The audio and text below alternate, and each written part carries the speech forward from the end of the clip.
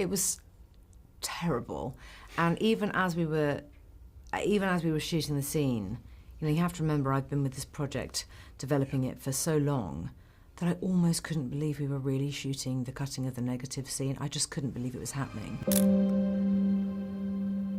I've just spoken to Andrea, and she gave a fascinating story about what she called the hardest day on set.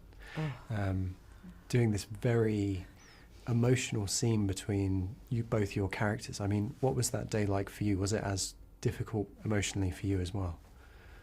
It was terrible, and even as we were shooting the scene, you know, you have to remember I've been with this project, developing it for so long, that I almost couldn't believe we were really shooting the cutting of the negative scene. I just couldn't believe it was happening. And that day, though, was particularly intense because we only had that location for, I think, 2 or 3 days. And on one of those days, we had to shoot the cutting of the Dachau negatives and the scene that immediately follows it in the film when Lee and Audrey sit together on the stairs and Lee reveals to Audrey what had happened to her as a young girl, which, by the way, is something that Lee actually never told anyone. However, the cutting of the Dachau negatives is something that we do know did happen.